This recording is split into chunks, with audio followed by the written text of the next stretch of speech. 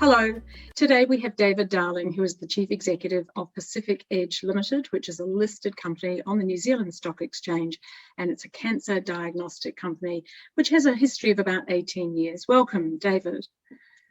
Good morning, everybody. Thank you for the opportunity to talk a little bit about Pacific Edge and the world of COVID.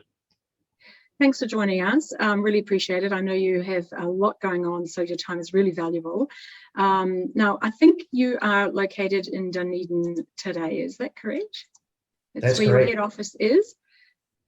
That's correct. So, we have our business is a global business, and we operate out of Dunedin, New Zealand. And it's fantastic to be able to run a global business from Dunedin, New Zealand, because you can see from the picture in the background behind you, it's a stunning place. Yes, it is. There you go. So this is beautiful Dunedin, which is on the southern edge of the South Island of New Zealand. Although David, his major business is in the US, we're going to hear about that. But of course, the business was launched in New Zealand and has operations across Asia and Pacifica. So today we're going to talk with David about Thrive2030, which is how do we survive to 2030 in the current turbulent COVID environment. Before we get to that, I would just like to take a moment, for David to outline to us the journey of the business. Biotech startups are challenging businesses like any startup, and they face lots of hurdles. And one of the most interesting parts of the story about Pacific Edge today is that it had a very successful year in COVID, despite all the odds. However, it hasn't always been like that, has it, David? You've been with the business since 2003. Correct. It is a long journey, both from a biotechnology perspective, from a med tech perspective, and from a cancer diagnostics perspective. So that's pretty much our evolution. We are a biotech company in that we, use biotechnology to develop our products and to continue to develop products. But we are a med-tech company, and more importantly, we are a global cancer diagnostics company, and they are molecular diagnostics. So the first few years were your sort of proof of concept stage. That took quite a few years to build the technology that you needed to take to market. Is that correct? Yes, that's correct. So, the startup of the company was really based around a couple of individuals it was based around the realization that cancer and the detection, treatment, and management of cancer is really governed by some pretty poor tools, and that impacts on the ability to find the cancer, to treat it appropriately, and obviously in the outcome for the patients. So, with the evolution of the sequencing of the human genome, and the awareness that this would probably be a gate that would open up to potentially find and develop new tools, new discoveries to make new tools that would change this landscape for the detection and management of cancer, was very much the blue skies hypothesis. And the hypothesis per se was that cancer cells use and determine their outcome based on a different set of genes that have been differentiated at different times. And that's different from normal cells. So that expression of those genes was the hypothesis. And we believe that with the sequencing of the human genome, we could step in and test that theory.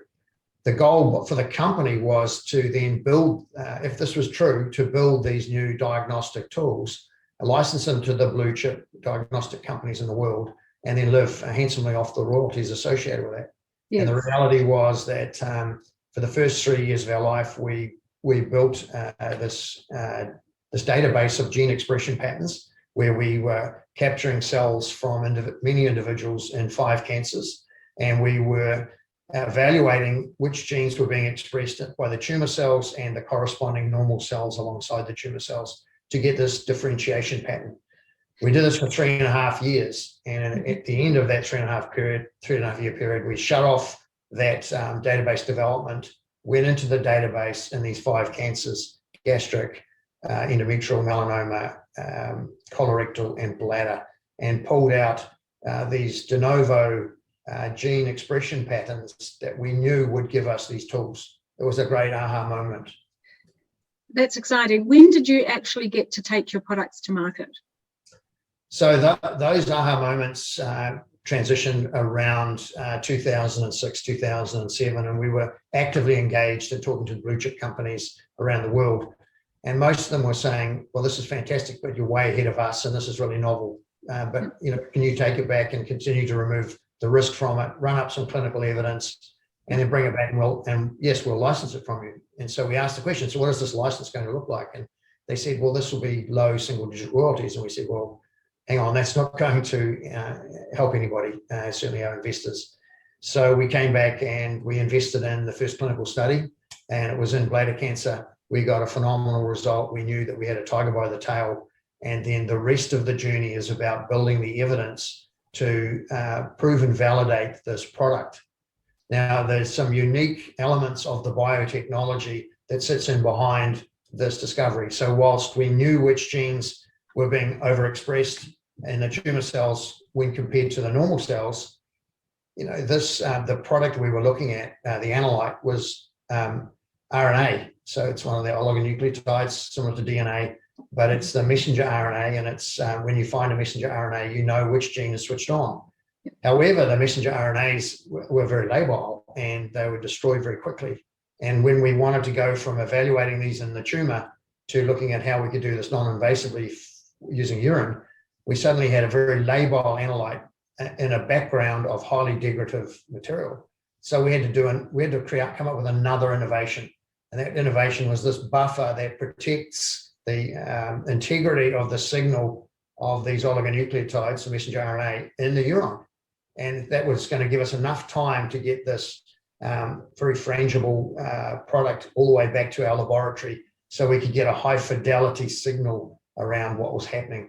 And so it wasn't just the genes and how they impact on the disease, it was the buffer that was going to enable this commercial technology to happen. So two pieces of technology had to come together and to give us this commercial initiative.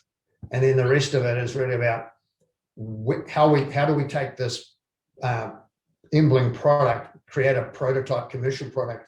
How do we then take it through to a high throughput commercial process in a laboratory, modern laboratory?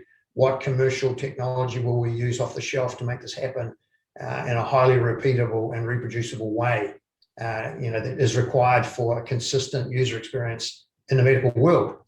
And so we designed a skunkworks lab here in Dunedin, New Zealand.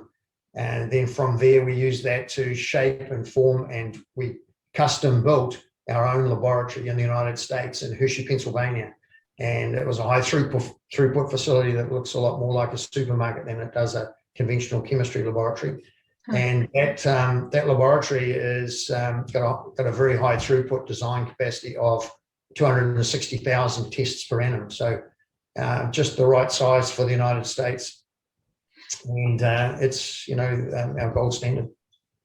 I know from recent analyst reports that they've been challenging you quite on an annual basis about, when are you going to get into revenue and, start, flying. And it's a very long journey in the biotech industry, isn't it?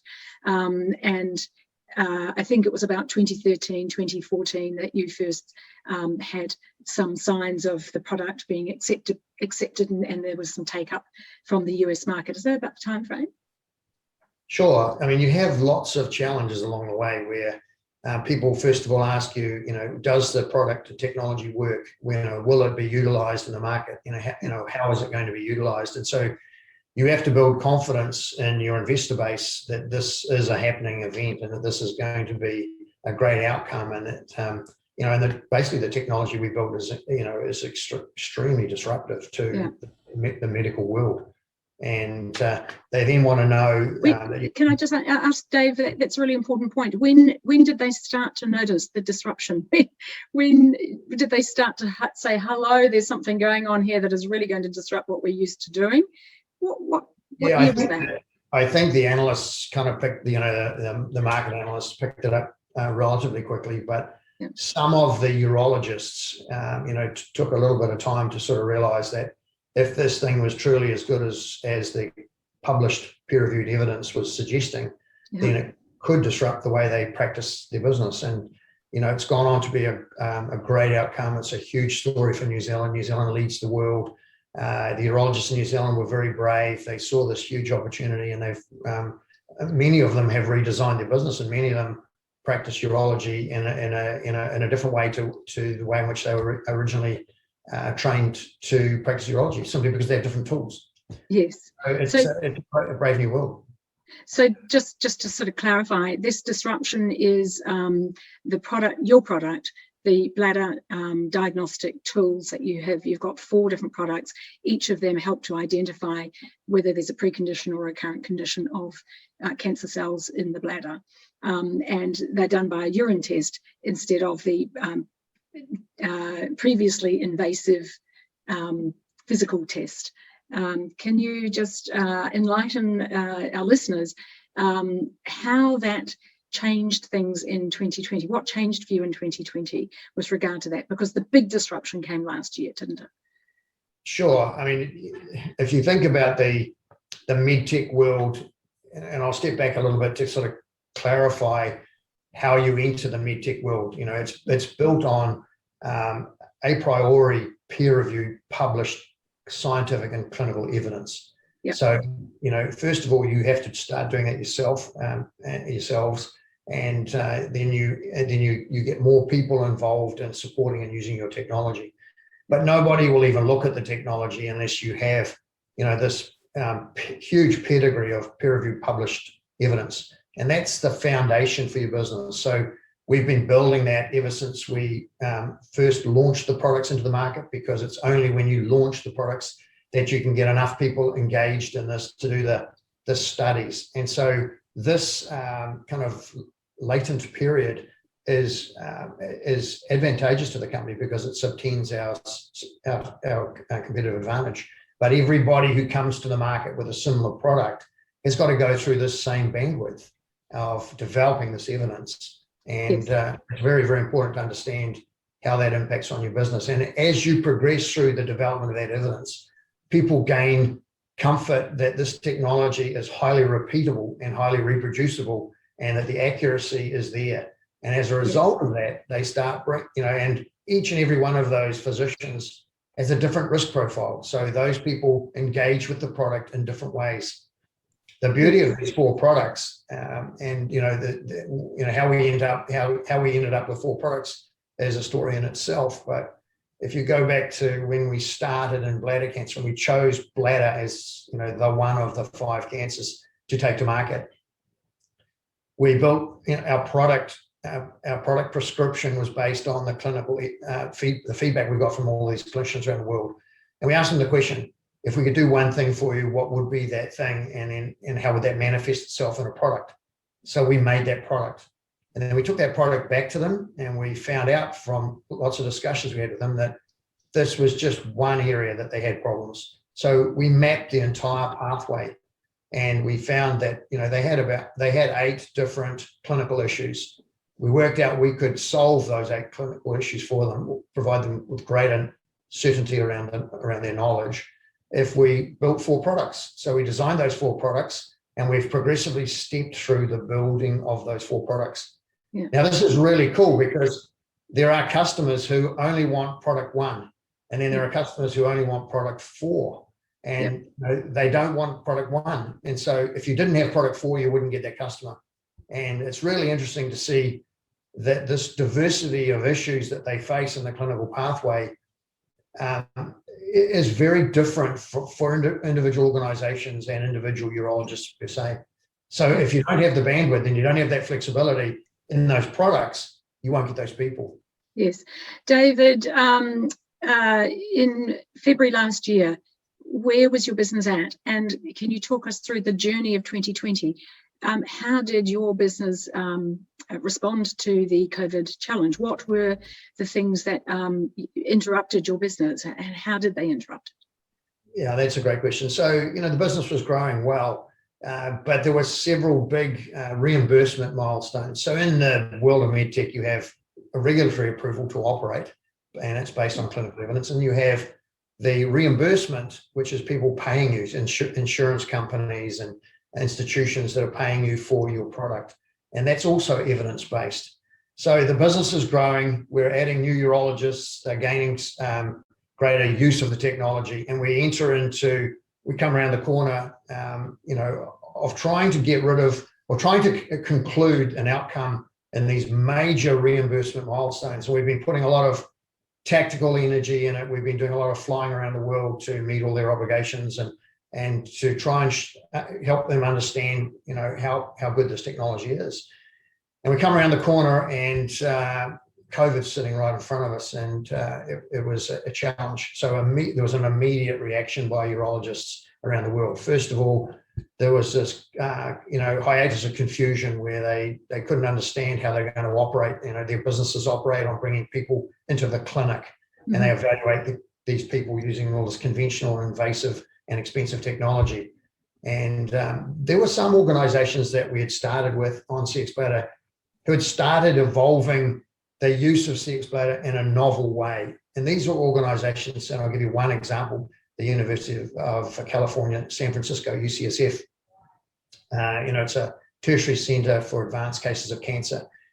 And they have people coming from 2-3 hours away into the city. They'll wait an hour to get into clinic, and then they'll have a couple of hours of evaluation, and then 2 to 3 hours to drive home. So it's a long day and a big day for the guy to come in, or a person to come in, and to, when they may be of low risk. So these people at UCSF said, well, wouldn't this be great if we could just send out this urine sampling system from Cxbladder to the people in their home? They do the sample, send it to the lab, and the Pacific Edge lab runs this test, sends us the results, and we could go, no, you're fine, stay at home, or hey, I need to see you urgently. So they had started on this process before COVID struck. So when COVID struck, these guys sort of said, well, we're not quite in the same problematic zone as all of these other physicians. We can just continue this whole process of keeping our people at home.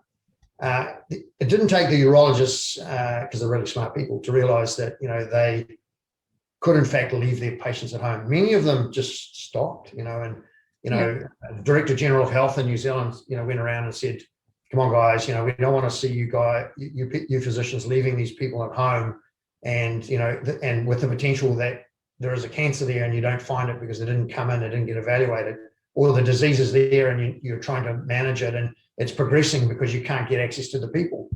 Yeah. So fortunately, New Zealand had had evolved to the point where it led the world, and the adoption of the technology was very strong. So we saw some really unique behaviors start in New Zealand, where these guys said, wow, we'll just go to using Cxbladder at home. And this urine sampling system became such an enabling tool through the COVID window. That's a fantastic story, David. You must be really proud of that. And it's a fortunate thing, I suppose, that COVID made the urologists stop and take notice a bit more than they may otherwise have had, because they couldn't get their patients into the surgery for the testing. So it was a wonderful opportunity that you had the product fully developed, tested and endorsed, ready to go out to market. I believe last year was a big year for you, or at least the financial year, which has just finished.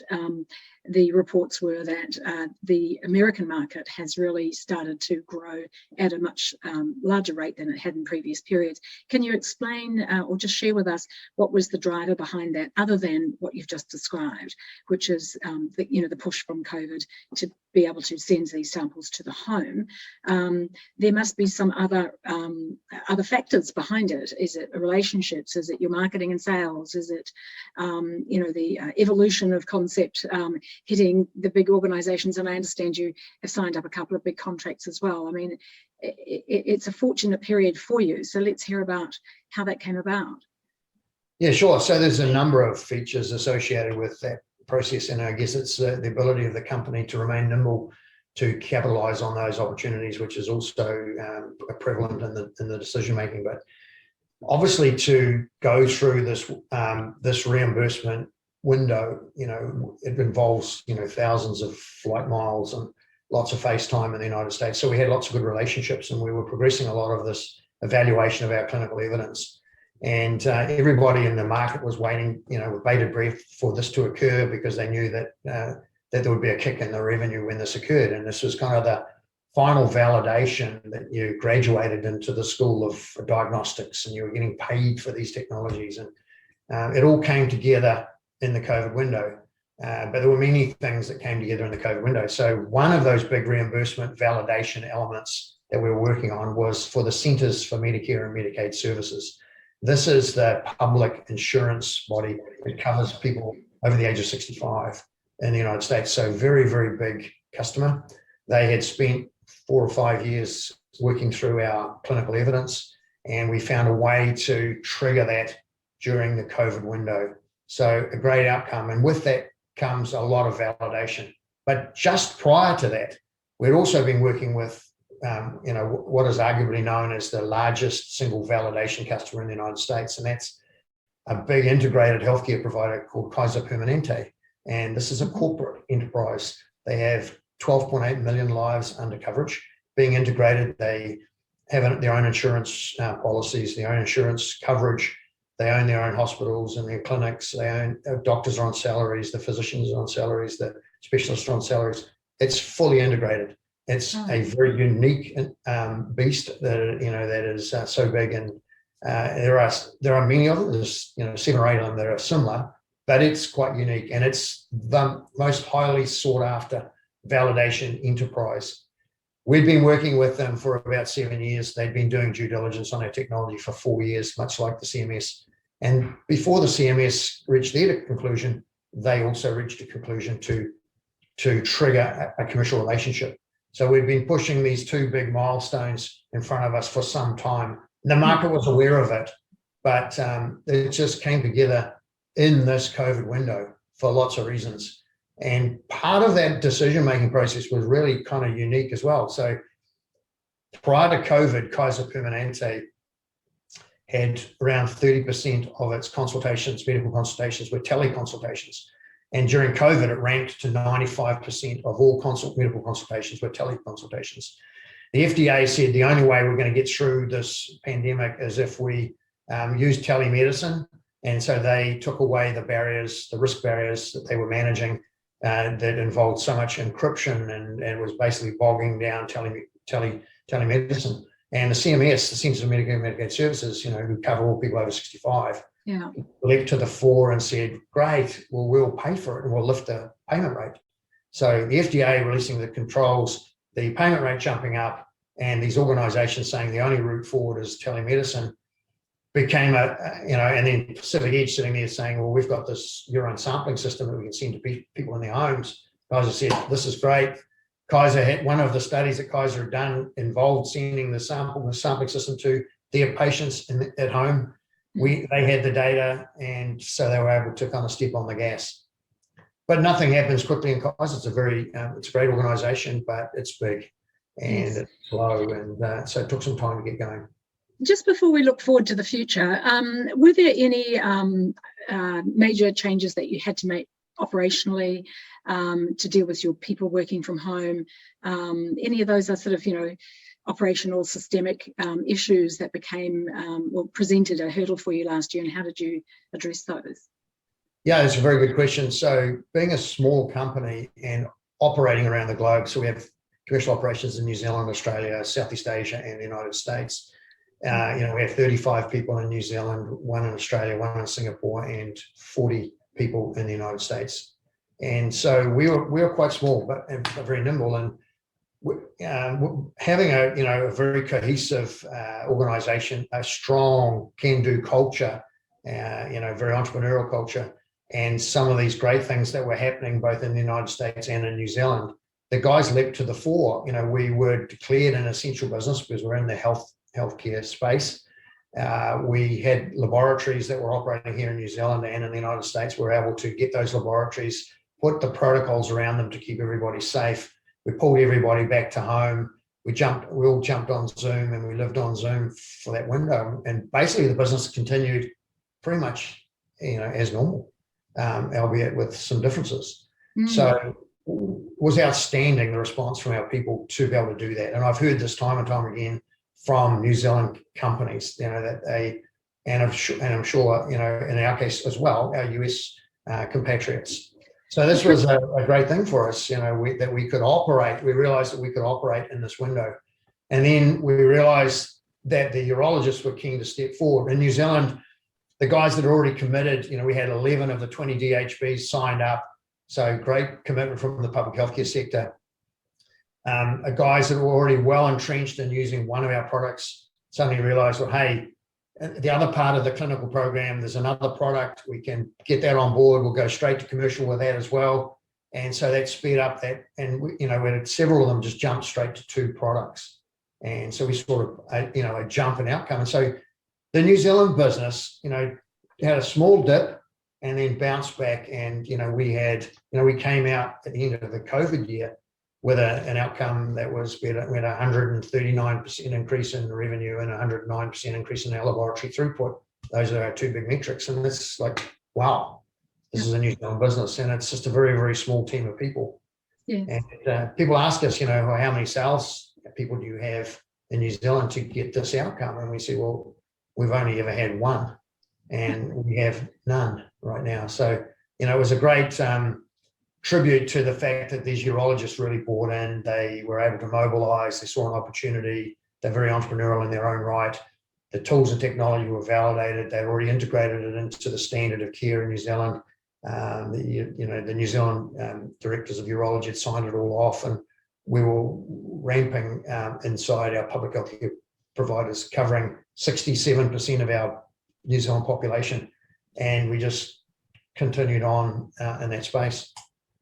I wonder whether the entrepreneurial culture of a biotech startup had something to do with the fact that there wasn't much of an interruption to your business, other than, as you say, the work is developed, the products are developed in laboratories. You've got one major outlet, which is urologists, and the culture of a biotech company or a startup of your nature is that there's a lot of pivoting, there's a lot of tenacity, and there's patience, and there is the get up and go, because every time you get through a stage in your process, if you meet adversity along the way, you just have to wipe off the knees and keep moving forward. So there is something, maybe there's something in there around the culture of a particular biotech startup and how that managed to allow you to sail on through last year without too much interruption. Do you think that might have been the case, or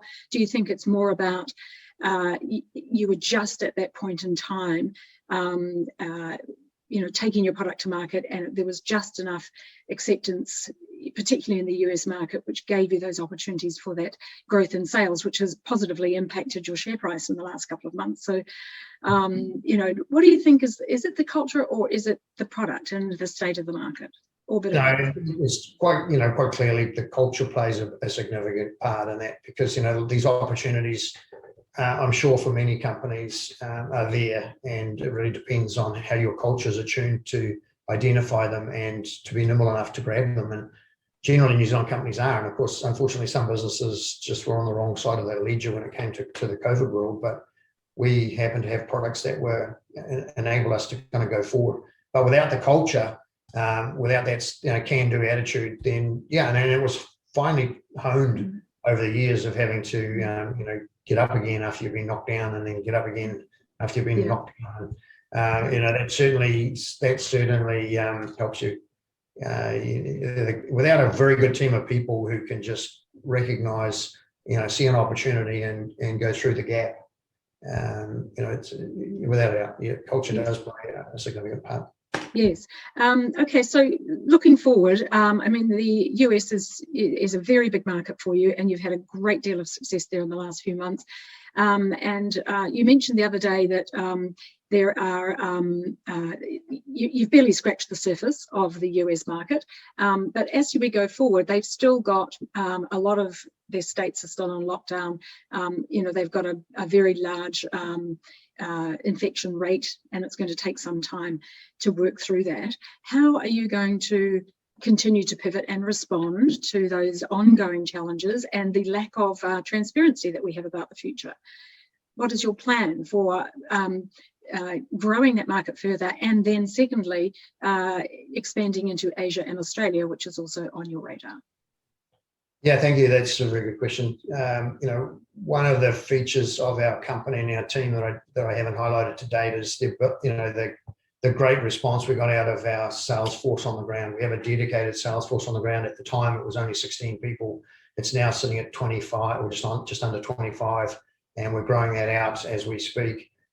These guys, have been operating in a world of pain. They just can't get in to see physicians. Whole hospitals shut down, and they open for a week, and then they suddenly realize COVID's coming back up, so they shut again. And so this hasn't gone away. This is the very reality of the changed operating environment. So these guys had to quickly adapt to this world of virtual selling.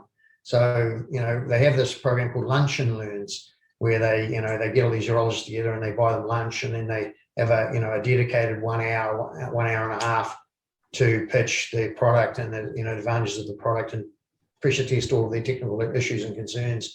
And they're doing that by Zoom. Yeah, they do that by Zoom. Yeah, they have to do it by Zoom. And these guys inside the institute get together, and the van rolls up with the custom cut lunch, filet o chicken or whatever it is, and these guys eat lunch and listen to the presenter talk about Cxbladder. And so these guys were very, very, very smart. They were very entrepreneurial, and we got that to work for us. So we continue to grow our business. So the US business, but because of the scale of that COVID hit and the repeated hits, those guys, that business went down. It went a long way down. And so that business throughout the COVID year has recovered almost up to being, equivalent to the prior comparative period prior to lockdown, which is a phenomenal recovery, and it's continuing to grow. We've had a record month in March, similarly in April and May, as this company continues to grow, and it's leveraging all of those smart ways to engage with urologists, tell the story about Cxbladder at a time when they are looking around for things to help them detect and manage cancer better. Yes, you did mention the other day that one of the challenges with the urologists is getting them to shift their behaviour, because if they've been operating for 20 or 30 years using the old method, it does take some persuasion, doesn't it? So I'm assuming that your salespeople will continue to reach out virtually to persuade the rest of the urologist group in the US to come on board with this product. Yes, that whole persuasion process is built on peer-reviewed clinical evidence, and we publish continuously. So it's studies that we have going.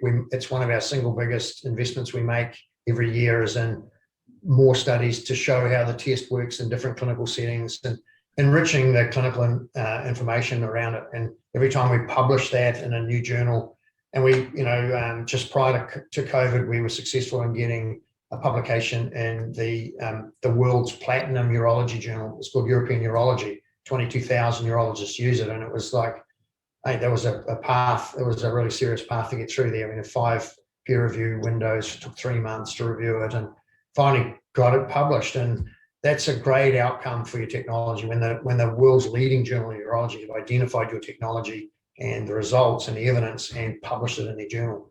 So that carries a long way in the marketplace. It's all about changing behavior. Every single one of us has a different risk profile. We've all been trained, like if you were physicians, you'd all be trained in the same way. The bladders are the same. The issues are the same with the bladders.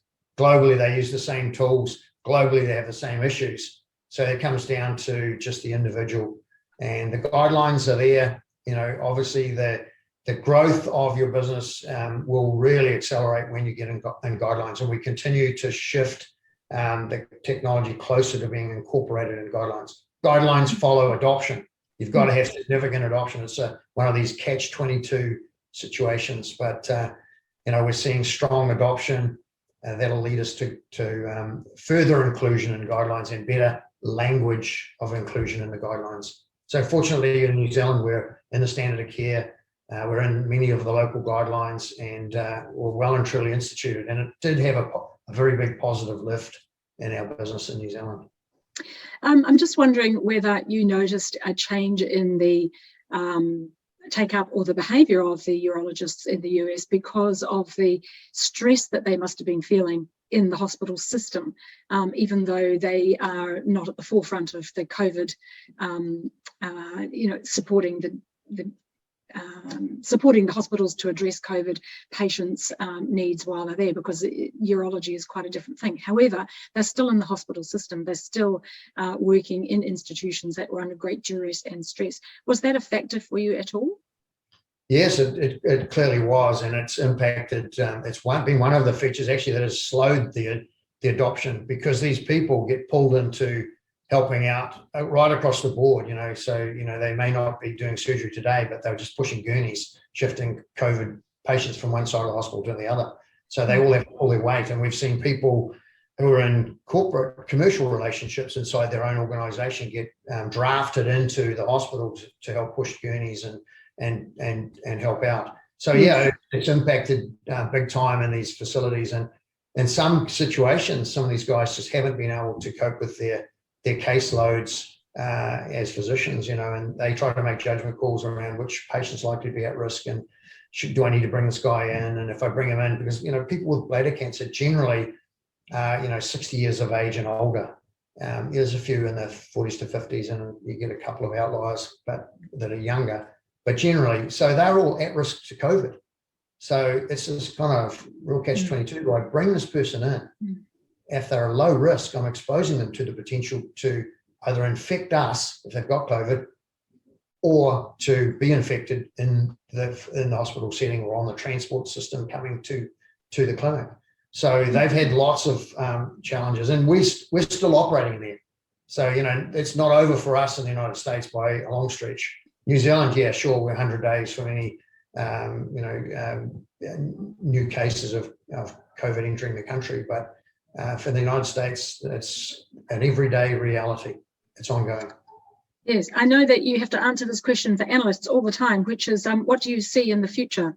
And it's very difficult to see the future with so much, change going on, and it's hard for us to predict because we don't have the usual markers in front of us, because we've got COVID and we've got closed borders and we've got, new versions of the disease coming out in other countries. This, and the vaccination rate is not as high in some countries as we're expecting. It's totally out of our control as a business, as a chief executive of a business like Pacific Edge.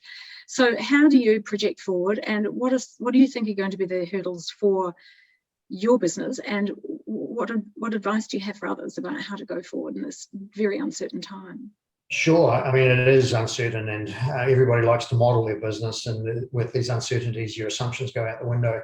So we tend to think about our business in ranges of performance. So we can say that if the range is this big because the uncertainty is big, then we can be comfortable that we've got a 90% probability that we'll be in this range. But if we have to shift the range to this size, then maybe there's only a 30% probability that we'll be in this performance bandwidth.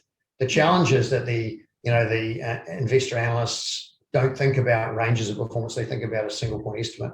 And, one of the evolutions that we think has been extremely beneficial to us is to be able to think about our performance in these ranges. And so for us, we know that it's an acceleration curve. We've got some big blocks taken away. We've got a lot of big customers interested. The telemedicine is just burgeoning around the world. It's going to continue to impact. They want to lock it in. That's going to underwrite, our growth. Does the curve look like this, or does it look like this, or does it look like this? What does that curve, that acceleration curve, look like? We're in a unique position. We have a sustainable competitive advantage. We are the only new technology in the diagnostic space in urology in 19 years, and next year will be 20 years. They're very difficult to do. It's a huge window of evidence generation, so it sets us well apart. We're the only company in the world to have 4 molecular diagnostics in any one cancer. The only company in the world to have pulled apart an entire clinical pathway and instituted these products into this pathway. So that's great. It just tells you that there's a big future. There's 5 million potential urology interactions that Cxbladder could have a role to play in. And that's just in the United States, massive. Southeast Asia could be as big as the United States. we want to get going in Southeast Asia. We're going to start pushing big time in Southeast Asia. How will you do that differently under the COVID environment? Yeah, that's a very good question. So, we're still going to use the same sort of model with people on the ground, but, those are people that are able to move around, but it'll be different people. And those people will be highly digitally enabled. So we'll be still doing deals. We'll be initially working with all the relationships that we've already set up, and we'll be, trying to close those deals in a digital setting. So, yeah, I mean, Zoom is here to stay, Zoom and Teams and the other products that people use. But for us, we live in the world of Zoom. Starting a new business in Asia is going to be a little different, obviously, to the US.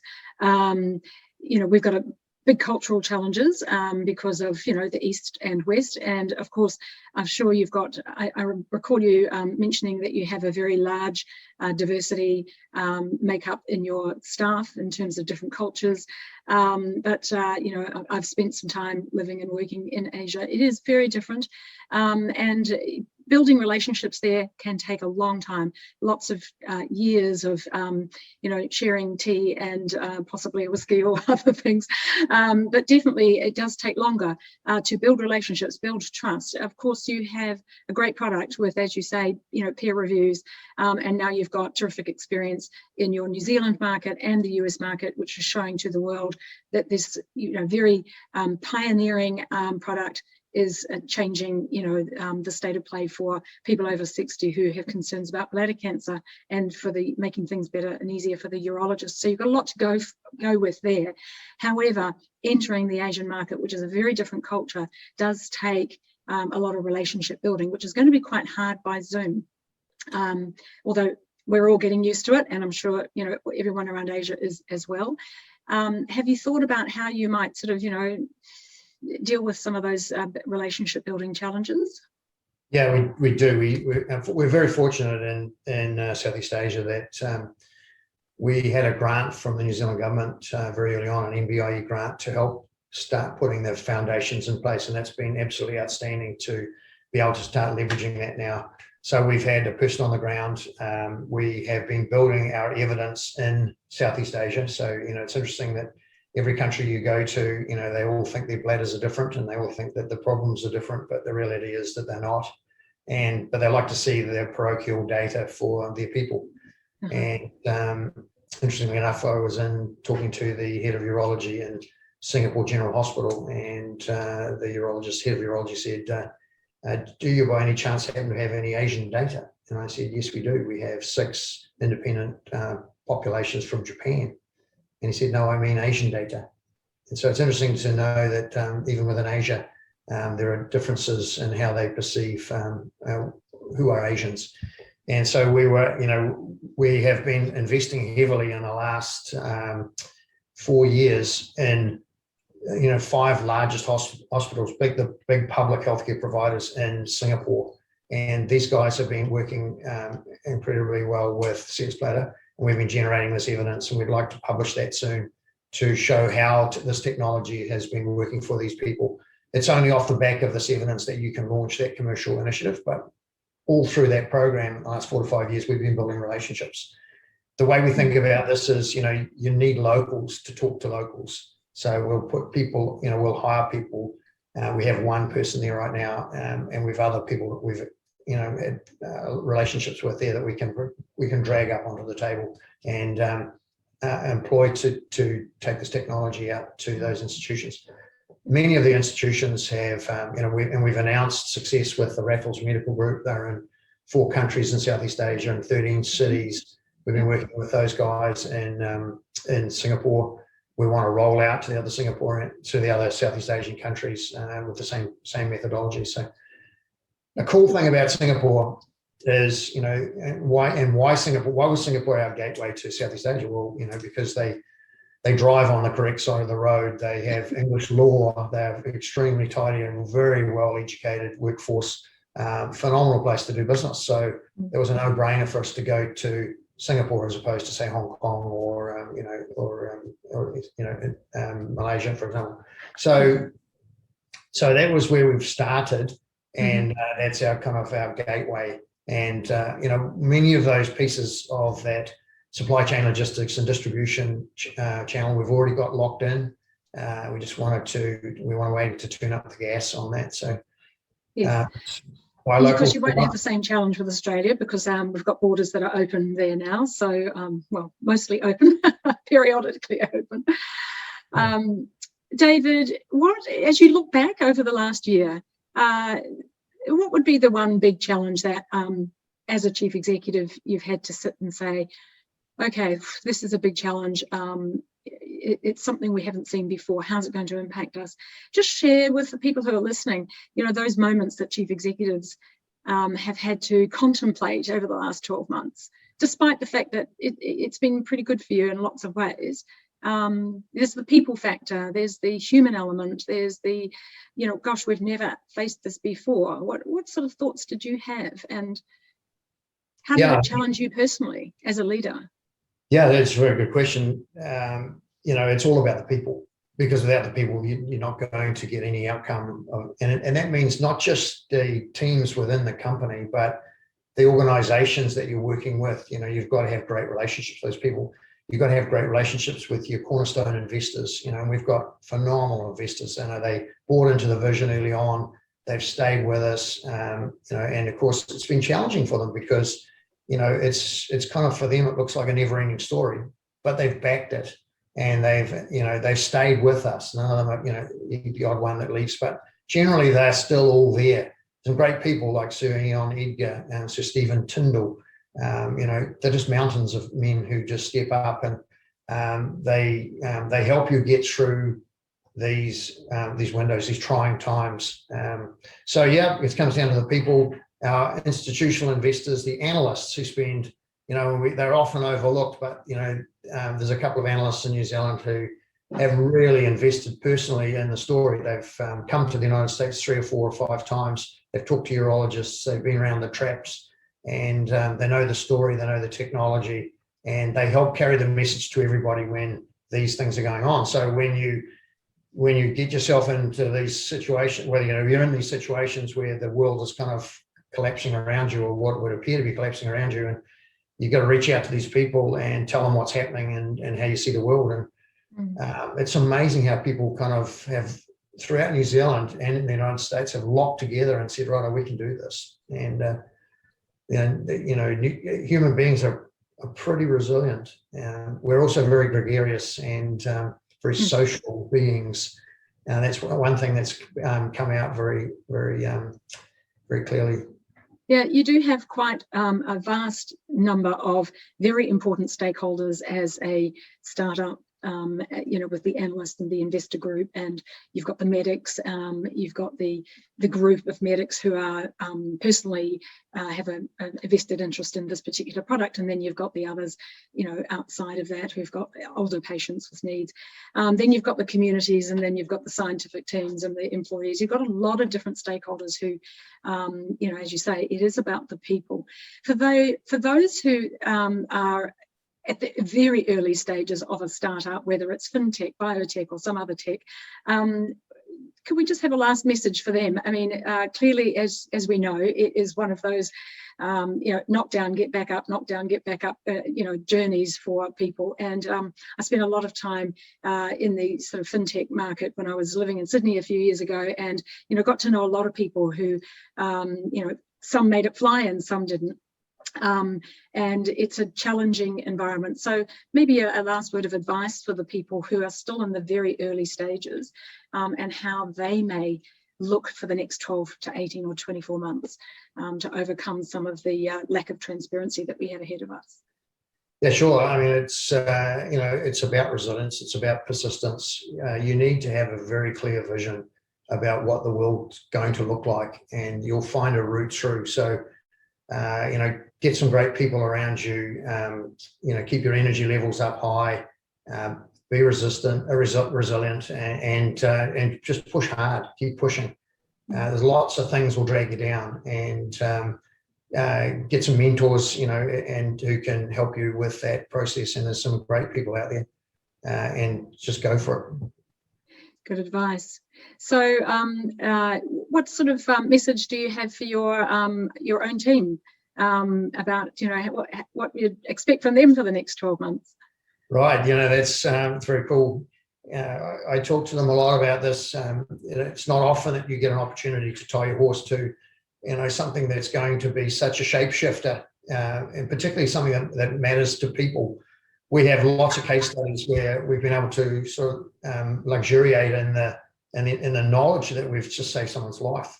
And some of those have been written up and published in peer-reviewed science programs. And so we take the time to celebrate that. There's a huge culture here around the successes associated with the business, and these people believe passionately. So we celebrate a lot, even small wins. And we, the company, we, the patients in the world, and owe a big debt of gratitude to the people of this organisation. So firstly, I'd say thank you for standing up continuously. Yeah, I think it's a great story, David. I'm really impressed with your journey. I know that you've had lots of ups and downs, but I think it's thumbs up to you for the next 12 months, and certainly for the great success that you've had in the last 12 months through this challenging time. So I'm pretty sure that all of your stakeholders are very happy with your performance. So just like to say good luck for the next period of time. And before you go, though, I have one last question, which is that it's quite interesting, chief executives get together with their boards and have these philosophical conversations about the future. And while you're in that moment, if you were to be the chief executive of the world for a moment, after your time at Pacific Edge, perhaps if you found yourself in some sort of very influential global position, what would be top of mind for you to address? What would be the one thing that you would like to tackle on behalf of the world as the chief executive? Yeah, no, that's a very good question, and I don't stop to ponder on that too often, for sure. But I think if you look what's happened to people around the world in this time of crisis, people have turned to healthcare. They want to make sure they're safe and that they're well looked after. So I guess that's at the root of our gregarious and social nature, and it's something that's really become a crystallized element of those that have succeeded, and our ability to get out of this mess, is this resilience. So I guess for everybody out there, it's about trying to determine how you can remain relevant. And, sometimes you can be in the hotspots, such as this company, with products that are really relevant. Other ways, you have to think about how do you make yourself more relevant in this changing environment. So I think the big word for me right now is relevance. That's fantastic. Thank you so much, David Darling. We've really enjoyed hearing your story today. Wish you all the best. David Darling from Pacific Edge. Thank you. Thanks very much. Thanks, Pamela.